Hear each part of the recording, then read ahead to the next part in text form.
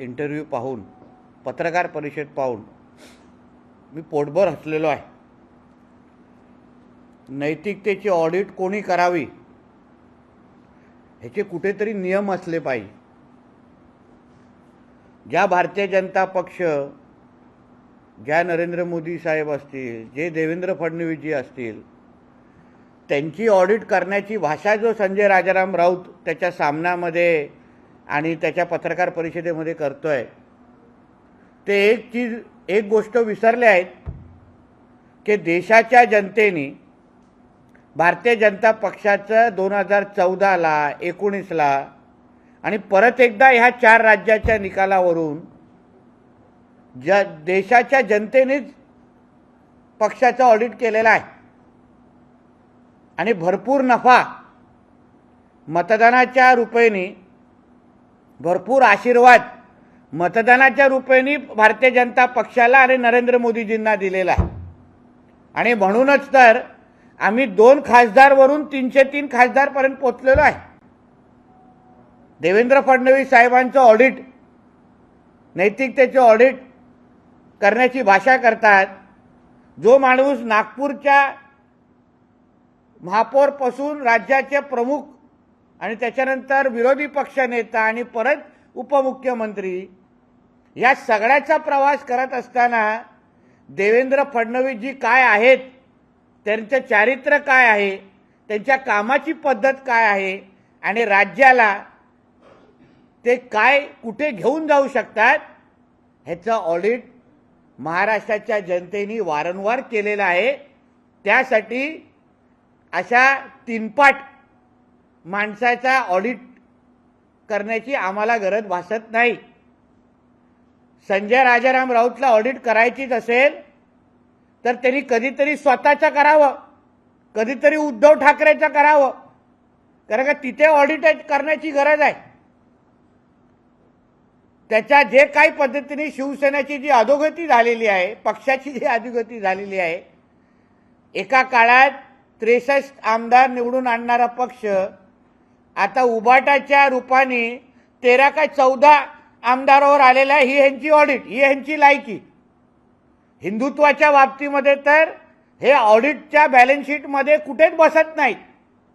कारण का जो स्वतःचा राजकीय लव जिहाद ज्यांचा झाला असेल ते हिंदुत्वाच्या ऑडिटमध्ये किंवा त्यांच्या भाषेमध्ये हिंदुत्वाची ऑडिट करूच शकत नाही. ते फिटच होत नाही.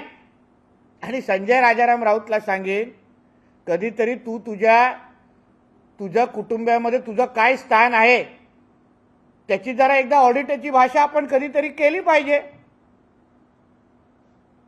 कारण का कुठलंही म्हणजे कुठलंही इन्कम नसताना जे काय आयुष्य तू आणि तुझं कुटुंब जगतंय, ज्या काय गाड्या तू आणि तुझं कुटुंब फिरवतंय, जे काय क्रेडिट कार्ड तू आणि तुझं कुटुंब सगळीकडे स्वाईप करत बसतायत, त्याचं ऑडिट मग कुठेतरी करायला हवं अशी आमची मागणी आहे. मग हयातचं बिल कोण भरतंय? हयातचं बिल कोणीतरी भरत असेल ना, त्याचं ऑडिट करायला पाहिजे की नाही? आणि ज्याचा नाव की ज्याच्या कुटुंबाचं नाव कामगारांच्या खिचडी चोरीमध्ये येत असेल, तो भारतीय जनता पक्ष आणि देवेंद्रजींचं आणि नरेंद्र मोदीजींचं अगर ऑडिटाची भाषा करत असेल तर हे तर मोठी आश्चर्याची गोष्ट आहे. महाराष्ट्राच्या राजकारणाचा हा ऑरी आहे, ऑरी. तो आजकाल ऑरी तुम्ही सगळेजण सगळीकडे बघत असाल, कशा सगळीकडे फोटो काढतो, सगळ्या कलाकारांबरोबर दिसतो. पण आता बॉलिवूडलाच माहित नाही की हॉरीचं नेमकं काम काय, का हा हॉरी नेमका कोण आहे. तसाच हा संजय राजाराम राऊत आहे. नेमकं संजय राजाराम राऊत हा कोणाचा आहे, पैसा कुठून कमवतो, कसा जगतो, हे अजून कोणालाच काय माहित नाही. नुसतं बातम्यांमध्ये राहण्यासाठी पंतप्रधानांचं नाव घ्यायचं, भारतीय जनता पक्षाचं नाव घ्यायचं, आमच्या देवेंद्रजींचं नाव घ्यायचं, एवढंच ह्याचं एक कलमी काम आहे. म्हणून ह्याला महाराष्ट्राच्या राजकारणाचं हॉरी मी बोलवतो नाव दिलेलं आहे. त्याची काय नैतिकता, ह्याची नैतिकतेची भाषा करायची असेल तर 2010 डिसेंबरला निलेश चव्हाण नावाच्या एका शिवसैनिकाची शिवसैनिकाला आत्महत्या दाखवण्यात आली 2010ला। मग त्या निलेश चव्हाणनी कोणाच्या त्रासामुळे ती आत्महत्या केली ह्याची चौकशीची मागणी मी आता अधिवेशनामध्ये गेल्यावर करणार आहे की नेमकं त्यांनी कोणाचा दबाव त्याच्यावर होता, कोण त्याच्यावर प्रेशर टाकत होता आणि कोणाच्या दबावामुळे निलेश चव्हाण नावाच्या नाशिकच्या शिवसैनिकाने आत्महत्या केली ह्याची चौकशी झाली पाहिजे। मग ऑडिट काय असतं, कॅरेक्टरचा ह्याच्या चारित्र्याचं ऑडिट काय असतं हे आम्ही राज्याला दाखवून देऊ। म्हणून उगाच आमच्या ऑडिटची भाषा तू करू नकोस। मग तुझा कसं वस्त्रहरण करायचं तुझ्या आणि तुझ्या मालकाचं, अरे तुमची नैतिकतेमध्ये तुम्ही बसता तरी का? तू एक खिचडी चोर, दुसरा तुझा मालक आणि त्याचा मुलगा एका महिलेच्या गँगरेप आणि खुनाच्या प्रकरणामध्ये तुझ्या मालकाच्या मुलाचं नाव आहे आणि तू दुसऱ्यांच्या नैतिकतेचं ऑडिट करत बसतोस। तू ज्यांचं नाव घेतोय, अजितदादा असतील, प्रफुल्लभाई असतील, जे ते तुमच्याच मांडीला मांडी लावून आता 2019 पासून बसत होते। मग तेव्हा तुम्हा लोकांना ते वाईट वाटले नाही आणि भारतीय जनता पक्षावर आल्यानंतर तुम्ही त्यांची ऑडिट करण्याची भाषा करता। मग तुम्ही कधीतरी तुमच्या स्वतःची ऑडिट मग आम्हाला व्यवस्थित महाराष्ट्राच्या जनतेच्या समोर करायला लागेल आणि मी तर फक्त ट्रेलरच करीन। पूर्ण पिक्चर करायचं असेल ना मग कधीतरी सन्मान्य राणे साहेबांना, सन्मान्य एकनाथ शिंदेजींना आणि राज साहेबांना एकत्र बसून तुझ्या आणि तुझ्या मालकाची आणि मातोश्रीची एकदाच ऑडिट करून कायमस्वरूपी तो अकाउंट बंद कसा होईल एवढं लक्ष घालायला लागेल। धन्यवाद।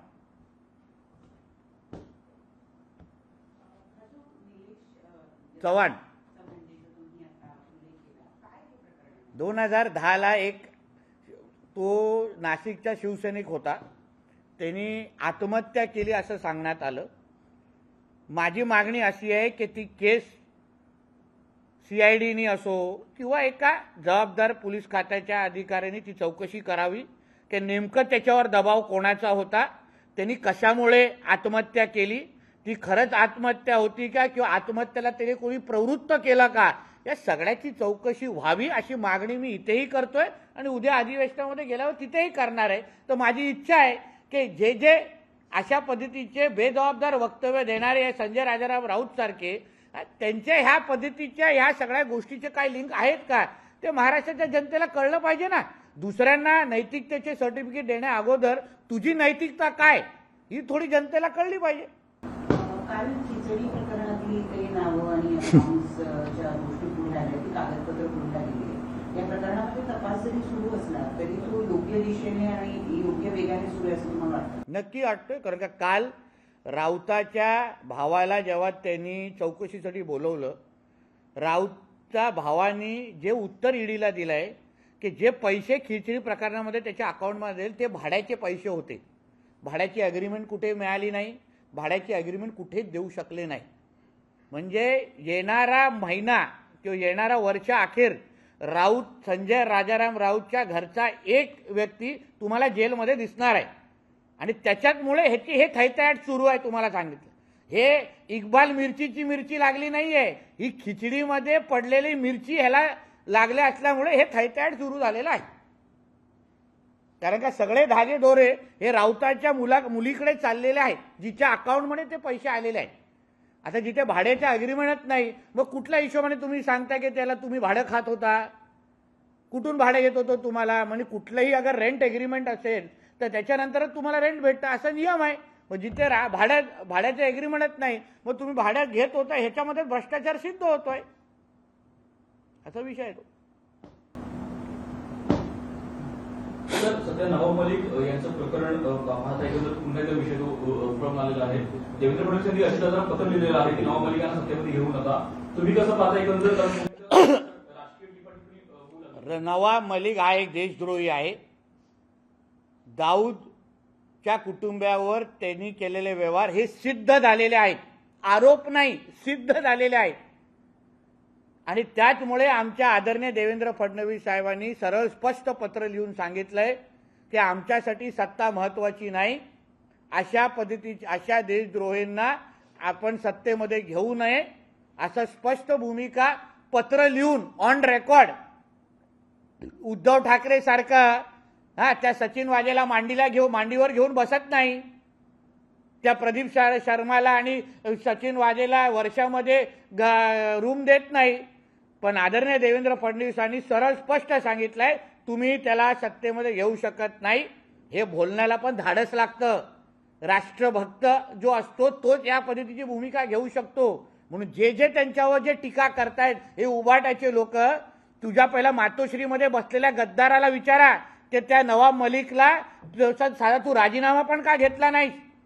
म्हणून सांगतो ना, हा बाळासाहेबांचा खरंच मुलगा आहे का म्हणून याची डीएनए चेक करा, तपासा. ही परत एकदा मागणी करतोय. काहीतरी भलताच रिपोर्ट बाहेर येईल बघा. देवेंद्र फडणवीस यांनी जे पत्र लिहिलं आहे त्यावरून अंबादास दानवे असं म्हणतात की हा ट्रिपल इंजिन असं ते बिघडलेलं दिसतंय. तुझ्या मातोश्रीवरचं इंजिन जे बंद झालेलं आहे त्याच्याबद्दल तू बोलत नाहीस. तो एवढा खटारा इंजिन झालेला आहे मातोश्रीचं, त्याची चावी कितीही दिलं, ऑइल कितीही लावलं तरी चालत नाही. आणि आमची इंजिन किती सुसाट सुटते आहे ना, ती आता ग्रामपंचायतमध्ये दिसलेलं आहे आणि आता येणाऱ्या लोकसभा विधानसभामध्ये दिसेल. म्हणून आमच्या इंजिनची चिंता करू नकोस, मातोश्रीच्या तिसऱ्या त्या खटारा इंजिनची चिंता कर.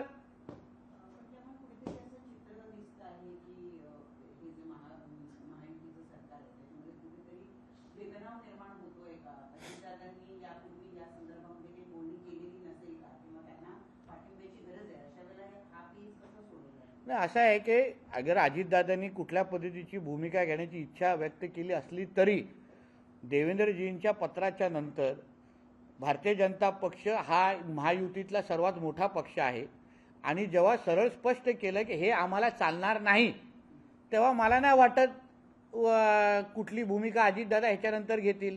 काही अलिखित नियम असतात जे तिघांनी पाळायचे असतात. काही गोष्टी अजितदादांच्या भारतीय जनता पक्षाकडून अपेक्षा असेल की ह्या काही गोष्टी आम्ही करू नये, त्याच गोष्टी अगर आम्ही केल्या तर राष्ट्रवादी काँग्रेस पक्षाला आवडणार नाही. तसंच भारतीय जनता पक्षाची जी स्पष्ट भूमिका आहे की आमच्यासाठी राष्ट्र प्रथम, ती भूमिका आमच्या देवेंद्रजींनी स्पष्ट केल्यानंतर मला नाही वाटत ह्यावर काय पुढे काय होईल आणि नवाब मलिक या विषयावर पडदा टाकला जाईल.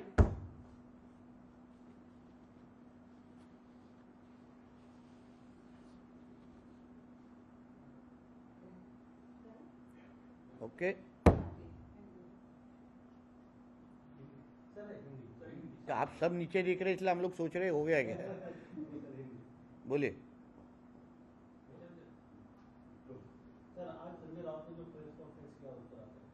नहीं, आज संजय राउत का प्रेस कॉन्फ्रेंस में वो भारतीय जनता पार्टी देवेंद्र जी और हमारे नरेंद्र मोदी जी के ऑडिट करने का भाषा कर रहा है, जिसका जो खुद खिचड़ी चोरी में उसका और उसका फैमिली का नाम आ रहा है, जिसका उद्धव ठाकरे का बेटे का नाम एक लड़की के गैंग रेप और मर्डर में दिशा सल्यान के नाम में उसका नाम आ रहा है, वो लोग अगर भारतीय जनता पार्टी और नरेंद्र मोदी जी और एक देवेंद्र जी का अगर ऑडिट करने की मांग करे ना, तो उससे बड़ा कोई जोक नहीं है.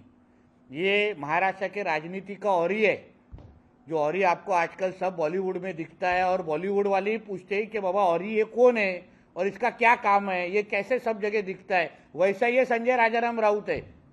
ये कौन है, ये किसका है, किसके लिए काम करता है, कहाँ से ये इसका पैसा लाता है. अगर ऑडिट ही करने की बात हुई ना तो इसका भी फैमिली का ऑडिट होना चाहिए. जिस तरीके की लाइफस्टाइल ये लोग जीते हैं, गाड़ियां घुमाते हैं, जो क्रेडिट कार्ड स्वाइप करते हैं, हयात में जो फ्री का खाना खाते हैं, वो कौन भरता है. अरे खिचड़ी चोरी में ईडी का जो इन्वेस्टिगेशन चल रहा है उसके वजह से न्यू ईयर तक संजय राजाराम राउत का एक फैमिली मेंबर जेल में आप लोग को दिखेगा. नीलेश चौहान नाम के एक शिवसैनिक का सुसाइड 2010 दिसंबर में हुआ.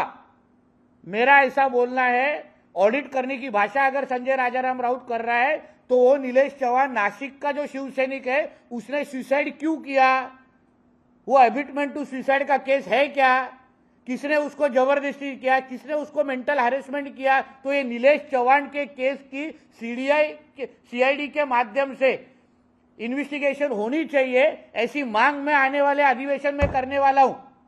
ताकि ऑडिट क्या होती है ये संजय राजाराम राउत को समझ जाएगा। सर दिशा सालियान का मुद्दा एक बार फिर अधिवेशन में उठा है, उसकी जांच की मांग की जा रही है। दिशा सालियान ये एक मर्डर केस है। कल अगर आपने एक चैनल को इंटरव्यू देते वक्त दिशा सालियान, सतीश सालियान जो उनका पिताजी है, उनका अगर स्टेटमेंट आपने देखा रहेगा, वहाँ उन्होंने स्पष्ट तो बोला है कि उनको बोला गया कि ये सुसाइड नहीं है, ये एक्सीडेंट है। मतलब जो आज तक सुसाइड की थियोरी दी जाती थी वो पूरी झूठ निकली है। अब ये एक्सीडेंट का नया एंगल आया है।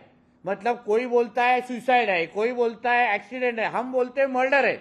इसलिए तो हम बोल रहे हैं ना। तो एसआईटी के माध्यम से जब भी जांच शुरू होगी, जो मेन सस्पेक्ट्स है, फिर आदित्य ठाकरे हो, रोहन राय हो, डिनो मोरिया हो, ये पंचोली हो, इन लोग की सबके इन्वेस्टिगेशन के बाद ही सच दूध का दूध पानी का पानी होने वाला है।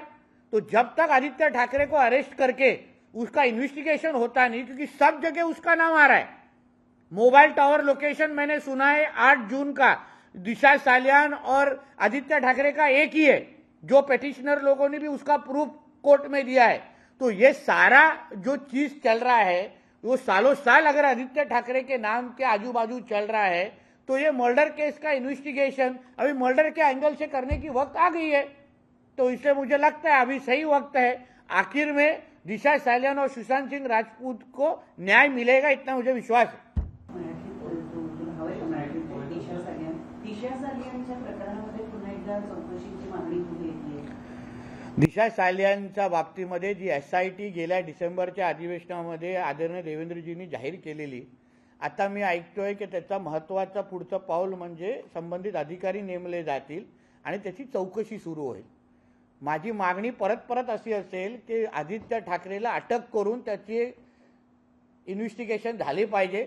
आता पण तो दुबईला बसलेला आहे, परत येणार आहे का तो तिथे पळालेला आहे, या सगळ्याची माहिती पोलीस खात्याने घ्यावी। कारण का मी जो पहिल्या दिवसापासून भीती व्यक्त करतोय की आदित्य ठाकरे दिशा सालियानच्या केसच्या अटक होण्याच्या भीतीने देश सोडून जाऊ शकतो।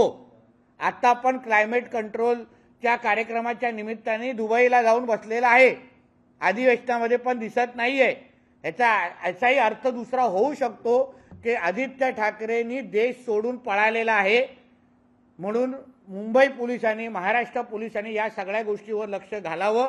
कारण का दिशा सालियानच्या स्वतःच्या वडिलांनी एका न्यूज चॅनलला बाईट देताना, इंटरव्ह्यू देताना इथे स्पष्ट सांगितलं आहे की आतापर्यंत त्यांना लोक जे सुसाइड बोलत होते, आता त्यांना तो ॲक्सिडेंट वाटतोय, अपघात वाटतोय, आम्हाला मर्डर वाटतोय, त्यांना अपघात वाटतोय, काही लोक बोलतोय सुसाइड आहे। म्हणजे ह्यावर जो काही प्रश्नचिन्ह निर्माण झालाय, जी संशयाची सुई फिरते, ती कधी ना कधी त्याच्याबद्दल स्पष्टता आली पाहिजे। म्हणून यासाठी हे जे संबंधित काही लोक आहेत, आदित्य ठाकरे असेल, रोहन राय असेल, डिनो मोरिया असेल, सूरज पंचोली असेल, या सगळ्या जणांना अटक करून पोलिसांनी लवकरात लवकर त्यांचे तपास करावा, चौकशी करावी।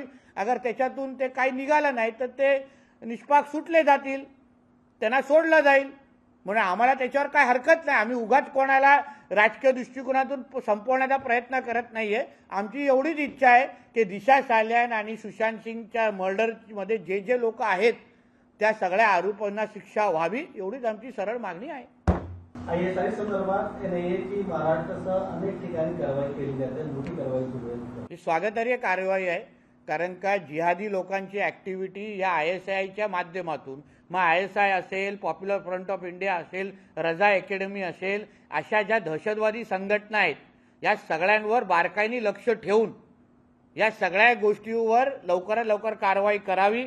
कारण का पाकिस्तान जिंदाबाद असो किंवा हिरवे झेंडे असो किंवा जिकडे तिकडे आपल्याला जे हे जिहादी पसरताना दिसत आहेत, याचं मूळ कारणच आहे की ISIच्या ॲक्टिव्हिटीज वाढलेल्या आहेत। जे महाविकास आघाडीच्या काळात यांना खतपाणी टाकलं जायचं, यांना प्रोत्साहन दिला जायचा। म्हणून आता NIAने अगर ISIवर कारवाई करत असतील तर ते स्वागतार्ह गोष्ट आहे। आणि लवकरात लवकर ISIचा खात्मा कसा होईल, पॉप्युलर फ्रंट और रजा अकॅडमीवर कायमस्वरूपी बंदी घालून त्यांच्या ॲक्टिव्हिटीज महाराष्ट्रात आणि देशात कशी संपवता येतील, त्यावर NIA निश्चित पद्धतीने सकारात्मक कारवाई करेल, एवढा माझा ठाम विश्वास आहे। ललित पाटील प्रकरणात शिंदे गटाचे 2 मंत्र्यांचा समावेश आहे, त्यांच्यावर कारवाई का नाही झाली असा प्रश्न संजय राऊत ललित पाटीलला, जसं आमच्या आदरणीय देवेंद्रजींनी सांगितलं, ललित पाटीलला जेव्हा पोलीस कस्टडी मिळाली, त्या पोलीस कस्टडी 14 15 दिवसाची मिळाली, तेव्हा त्याच्यावर योग्य इन्व्हेस्टिगेशन का केलं नाही? तेव्हा महाराष्ट्राचे मुख्यमंत्री उद्धव ठाकरे होते. तर म्हणून आमच्या मंत्र्यांवर आरोप करण्या अगोदर तुझ्या मालकांनी महाविकास आघाडीचं सरकार असताना, मुख्यमंत्री असताना त्या ललित पाटीलला मांडीवर घेऊन का नाचला तुझा मालक, ह्याचं उत्तर संजय राजाराम राऊतनी द्यावं. संजय राऊत यांनी सांगितलं की शिंदे यांनी सफाईचे नाटक बंद केली पाहिजे, मंत्र्यांची सफाई केली पाहिजे. मला वाटतं शिंदेनी जेवढी सफाई मातोश्रीची केली आहे ना, ती यांना भारी पडलेली आहे. म्हणून शिंदेच्या सफाईच्या नादात पडू नये, नाहीतर तुम्ही लोक औषधाला पण राहणार नाही अशी परिस्थिती एकनाथ शिंदेनी आणि देवेंद्रजींनी तुमची करून ठेवलेली आहे.